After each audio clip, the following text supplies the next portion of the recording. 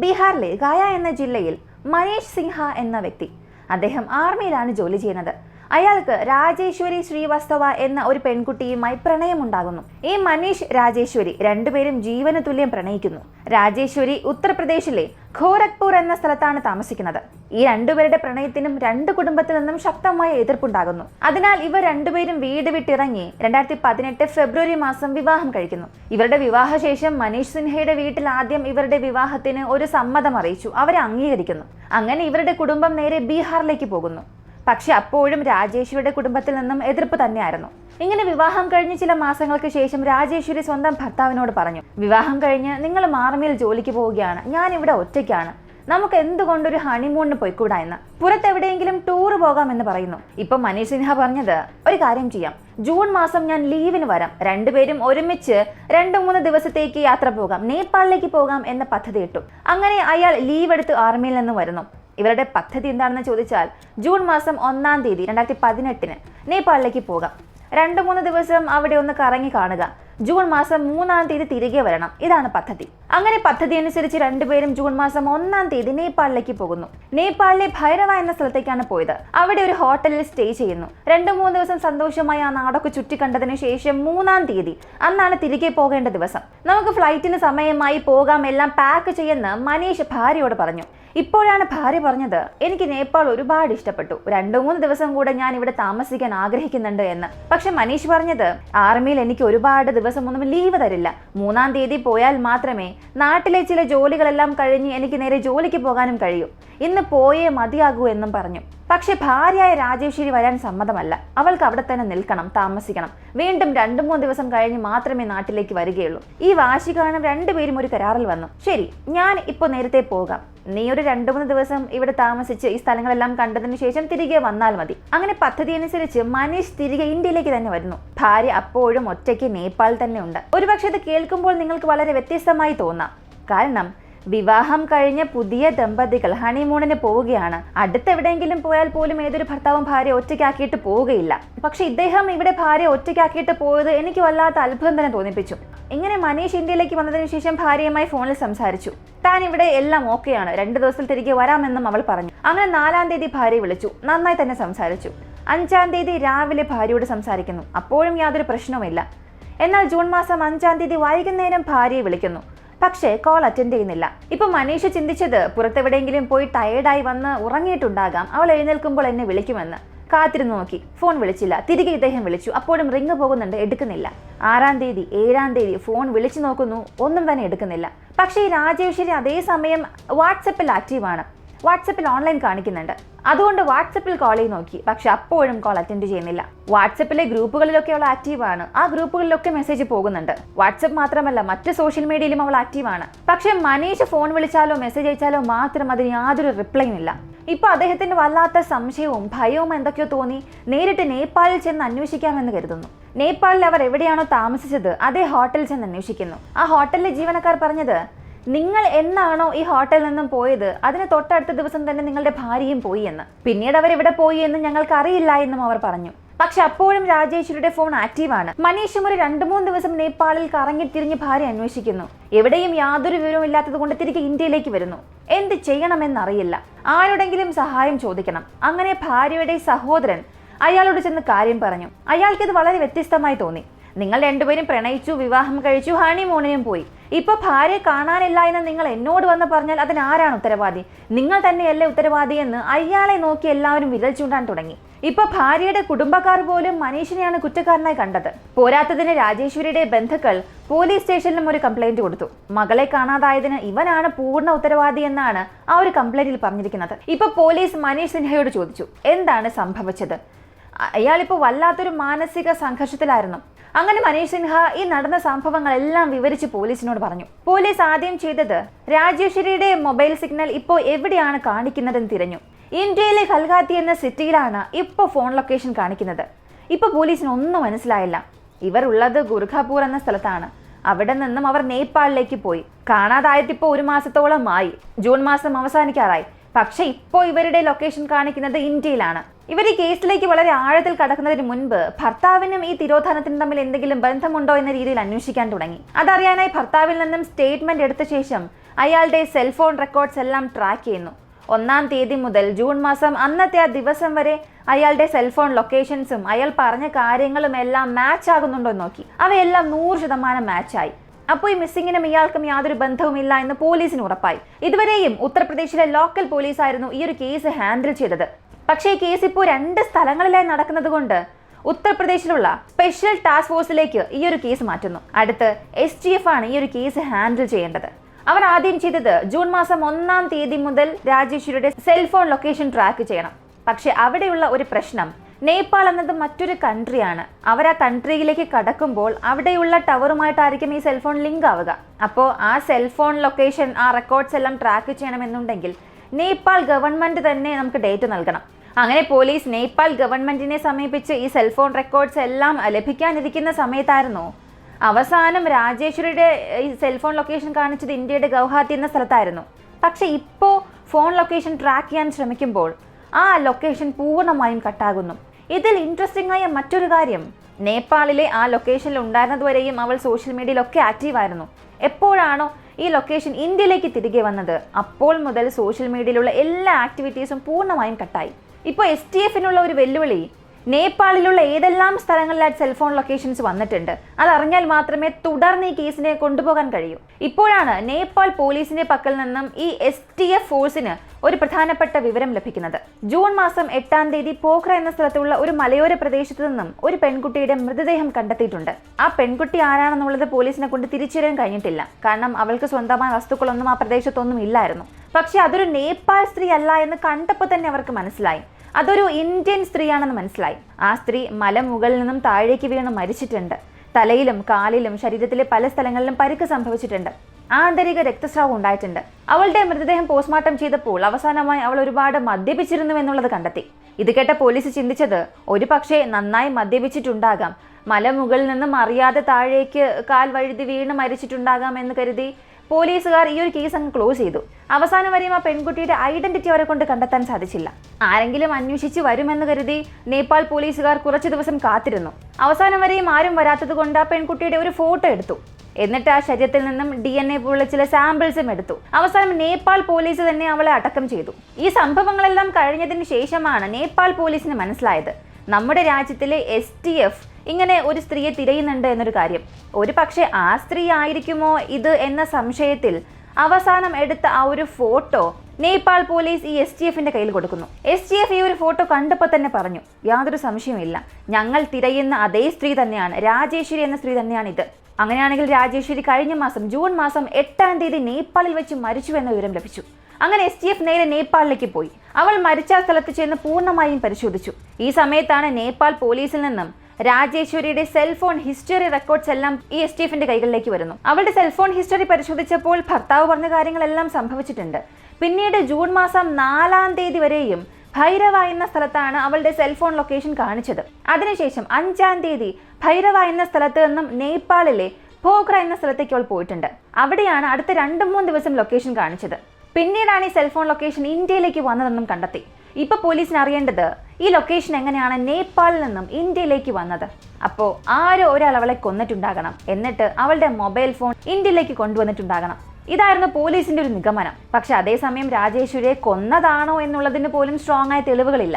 അങ്ങനെ സെൽഫോൺ ഹിസ്റ്ററീസും ഡേറ്റാസും എല്ലാം വീണ്ടും പരിശോധിച്ചു. അപ്പോഴാണ് ജൂൺ മാസം 2-ാം തീയതി, അതായത് ഭർത്താവുമായി നേപ്പാളിൽ ഉള്ളപ്പോൾ തന്നെ സംശയിക്കുന്ന രീതിയിലുള്ള ഒരു നമ്പറിലേക്ക് അവൾ ഇടയ്ക്കിടെ കോൾ ചെയ്തിട്ടുണ്ട്. ആ നമ്പർ ഇന്ത്യയിലുള്ള ഒരു നമ്പറാണ്. ആ നമ്പറിനെ പോലീസ് ട്രാക്ക് ചെയ്യുമ്പോൾ അത് ജൂൺ മാസം 4-ാം തീയതി ഈ നേപ്പാളിനകത്തേക്ക് വന്നതിന്റെ ഒരു തെളിവ് ലഭിക്കുന്നു.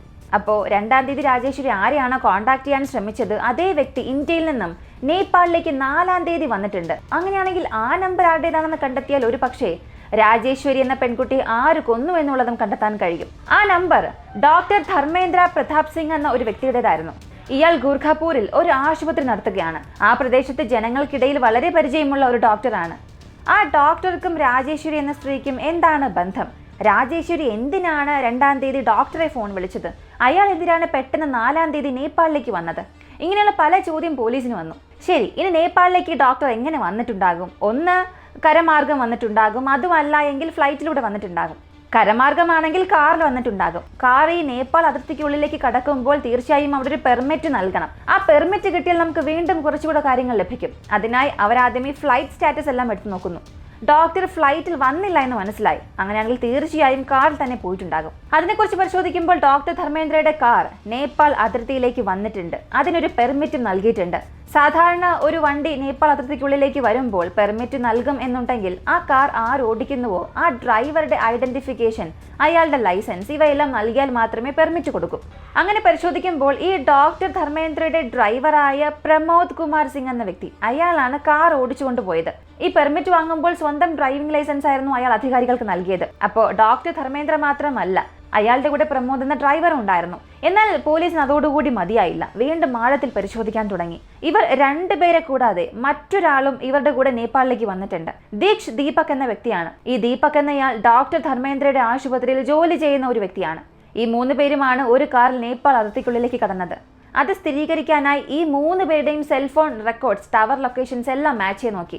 അതിലൂടെ ഈ ജൂൺ മാസം 4-ാം തീയതി മുതൽ 7-ാം തീയതി വരെയും ഈ 3 പേരും ഒരുമിച്ചായിരുന്നു എന്നുള്ളത് മനസ്സിലായി. അടുത്ത ധർമ്മേന്ദ്ര ചെയ്തത് നേപ്പാളിനുള്ളിലേക്ക് വന്ന ഉടനെ ഇന്ത്യൻ നമ്പർ ഉപയോഗിക്കുന്നതിന് പകരം പുതുതായി നേപ്പാളിൽ നിന്നും ഒരു സിം കാർഡ് വാങ്ങുന്നു. ആ നമ്പർ ഉപയോഗിച്ചാണ് രാജേശ്വരിയെ കോൺടാക്ട് ചെയ്തത്. അങ്ങനെ പുതിയ നമ്പർ, അതിന്റെ ലൊക്കേഷൻ, കോൾ ഹിസ്റ്ററി ഇതെല്ലാം വെച്ച് നോക്കുമ്പോൾ രാജേശ്വരിയുമായി സംസാരിച്ചിട്ടുണ്ട്. രണ്ടുപേരും ഭൈരവ എന്ന സ്ഥലത്ത് വെച്ച് കണ്ടുമുട്ടുന്നു. പിന്നീട് രണ്ടുപേരും ഒരുമിച്ച് തന്നെ യാത്ര ചെയ്യുന്നു. എന്നിട്ട് നേപ്പാളിലെ പോഖ്ര എന്ന സ്ഥലത്ത് ഒരു ഹോട്ടലിൽ ചെക്ക് ഇൻ ചെയ്യുന്നു. അങ്ങനെയാണെങ്കിൽ രാജേശ്വരിയുടെ അവസാന നിമിഷങ്ങളിൽ ഈ ഡോക്ടറും അവളുടെ കൂടെ ഉണ്ടായിരുന്നു എന്ന് പോലീസിന് ഇപ്പോൾ മനസ്സിലായി. അടുത്ത പോലീസിന് അറിയേണ്ടത് ഇവർക്ക് രണ്ടുപേർക്കും ഇടയിൽ എന്താണ് ബന്ധം, എന്തിനു വേണ്ടി രാജേശ്വരിയെ കാണാൻ അയാൾ നേപ്പാൾ വരെ വന്നു. ഇങ്ങനെ പോലീസ് ഓരോ കെട്ടുകളായി അഴിക്കുമ്പോഴാണ് അവർക്ക് പോലും വിശ്വസിക്കാനാകാത്ത പല വിവരങ്ങൾ ലഭിക്കുന്നത്. ഇങ്ങനെയെല്ലാം തെറ്റുകൾ സംഭവിക്കുമോ? ഒരു രാജ്യം കടന്നു ചെന്ന് ഒരാളെ കൊല്ലാനൊക്കെ ശ്രമിക്കുമോ എന്ന് പോലീസിനെ പോലും ഞെട്ടിച്ചൊരു കേസായിരുന്നു ഇത്. ഇപ്പോൾ നിങ്ങളുടെ മനസ്സിൽ വരുന്ന എല്ലാ ചോദ്യങ്ങളുടെയും ഉത്തരം അറിയുന്നതിന് മുൻപ് നിങ്ങളുടെ സമയം 2 സെക്കൻഡ് എനിക്ക് വേണ്ടി മാറ്റിവെച്ച് ഈ വീഡിയോ ഇഷ്ടപ്പെടുകയാണെങ്കിൽ മറക്കാതെ ലൈക്ക് ചെയ്തിട്ട് കമൻറ്റ് ചെയ്യുക. ഒരുപക്ഷെ നിങ്ങൾ ഇതുവരെയും ഈ ചാനൽ സബ്സ്ക്രൈബ് ചെയ്യാതെ കാണുന്നവരാണെങ്കിൽ ഇപ്പോൾ തന്നെ സബ്സ്ക്രൈബ് ചെയ്ത് എന്നെ സപ്പോർട്ട് ചെയ്യാം.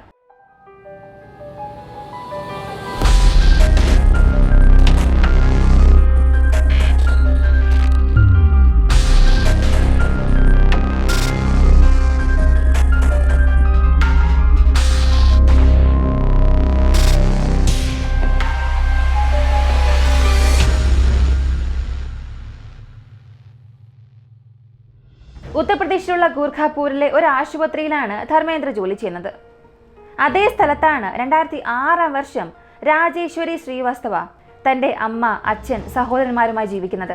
ഒരു ദിവസം രാജേശ്വരിയുടെ അച്ഛന് സുഖമില്ലാതായി ഈ ഒരു ആശുപത്രിയിലേക്ക് കൊണ്ടുവരുന്നു. ധർമ്മേന്ദ്ര നന്നായി ചികിത്സിക്കുകയും അച്ഛൻ്റെ ജീവൻ രക്ഷപ്പെടുത്തുകയും ചെയ്തു. അന്നു മുതൽ ഡോക്ടർ ധർമ്മേന്ദ്രയ്ക്കും രാജേശ്വരിക്കും ഇടയിൽ നല്ലൊരു സൗഹൃദമുണ്ടായി. ദിവസം കഴിയുന്തോറും അതൊരു പ്രണയമായി തന്നെ മാറി. ഒരു ഘട്ടത്തിൽ അവരുടെ ഈ ഒരു പ്രണയം ശാരീരിക ബന്ധത്തിലേക്ക് മാറാൻ തുടങ്ങി. രാജേശ്വരിയെ സംബന്ധിച്ചിടത്തോളം ഡോക്ടർ കാണാൻ നല്ലൊരു മനുഷ്യനാണ്, നല്ലൊരു പൊസിഷനിലാണ്, ഇതിനേക്കാൾ മികച്ച ഒരു ജീവിത പങ്കാളി തനിക്ക് ലഭിക്കില്ല എന്ന രീതിയിൽ അയാളെ വിവാഹം കഴിക്കാമെന്ന് തന്നെ തീരുമാനിച്ചു. അത്തരം ഒരു തീരുമാനത്തിൽ വരുമ്പോഴാണ് രാജേശ്വരിക്ക് ഒരു സത്യം മനസ്സിലാകുന്നത്. ഈ ഡോക്ടർ ധർമ്മേന്ദ്രയ്ക്ക് ഇതിനകം തന്നെ വിവാഹം കഴിഞ്ഞു. അയാൾക്ക് 2 മക്കളുമുണ്ട്. ഭാര്യയുടെ പേര് ഉഷ എന്നാണ്. അങ്ങനെയാണെങ്കിൽ വിവാഹം കഴിഞ്ഞു എന്നുള്ളത് മറച്ചു വെച്ചാണ് അയാൾ തന്നെ പ്രണയിച്ചത്.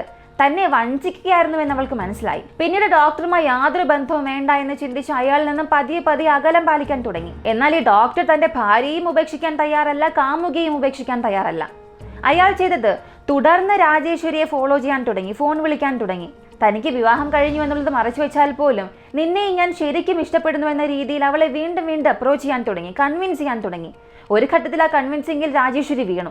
അങ്ങനെ രണ്ടുപേരും 2011 ഒരു ക്ഷേത്രത്തിൽ വെച്ച് വിവാഹം കഴിച്ചു. വിവാഹം കഴിഞ്ഞതിന് ശേഷം രണ്ടുപേരും ഒരു പ്രത്യേക വീടെടുത്ത് അവിടെ താമസിക്കാൻ തുടങ്ങി. അപ്പോൾ വരെയും ഈ ഡോക്ടറുടെ ഭാര്യ ഉഷയ്ക്ക് ഇതൊന്നും അറിയില്ല. ചില വർഷങ്ങൾ കഴിഞ്ഞ് ഒരു ദിവസം ഈ ഉഷയ്ക്ക് സത്യമെല്ലാം മനസ്സിലാകുന്നു. ഈ സംഭവത്തെക്കുറിച്ച് അറിഞ്ഞപ്പോൾ ഉഷയുടെ വീട്ടിൽ ഒരു വലിയ ഭൂകമ്പം തന്നെ ഉണ്ടായി. എന്നെ വഞ്ചിച്ചുകൊണ്ട് നിങ്ങൾക്ക് എങ്ങനെ മറ്റൊരു പെൺകുട്ടി വിവാഹം കഴിക്കാൻ തോന്നി? നിങ്ങളുടെ പേര് ഞാൻ പോലീസിൽ ഒരു കംപ്ലൈന്റ് കൊടുക്കുമെന്ന് ഭീഷണിപ്പെടുത്താൻ തുടങ്ങി. ഇപ്പോൾ ഈ ഡോക്ടർക്ക് എന്ത് ചെയ്യണമെന്നറിയില്ല. അവിടെ പോകണോ ഇവിടെ പോകണോ ഒന്നും അറിയില്ല. അപ്പോഴാണ് ഇയാൾക്കൊരു ന്യൂസ് ലഭിക്കുന്നത്. ഇയാളുടെ 2ാമത്തെ ഭാര്യ രാജേശ്വരി ഗർഭിണിയാണ്. അപ്പോൾ തീരുമാനിച്ചു തനിക്ക് 2 ഭാര്യമാരും വേണം. 2ാമത്തെ ഭാര്യയിൽ നിന്നും ജനിക്കുന്ന കുഞ്ഞും തനിക്ക് ആവശ്യമാണ്. അങ്ങനെ 2ാമത്തെ ഭാര്യയ്ക്ക് ആവശ്യമായ എല്ലാ കാര്യങ്ങളും അയാൾ ചെയ്തു കൊടുക്കുന്നു. പക്ഷെ നിർഭാഗ്യവശാൽ അവർക്ക് ജനിച്ച ആ ഒരു കുഞ്ഞ് മരിച്ച നിലയിലായിരുന്നു ജനിച്ചത്. ഇത് രണ്ടുപേർക്കും വല്ലാത്ത നിരാശയ്ക്ക് കാരണമായി. ഉഷ അതുവരെയും ചെയ്തുകൊണ്ടിരുന്നത് ഭർത്താവിന്റെ പേരിൽ കംപ്ലൈന്റ് കൊടുക്കുമെന്ന് ഭീഷണിപ്പെടുത്തി.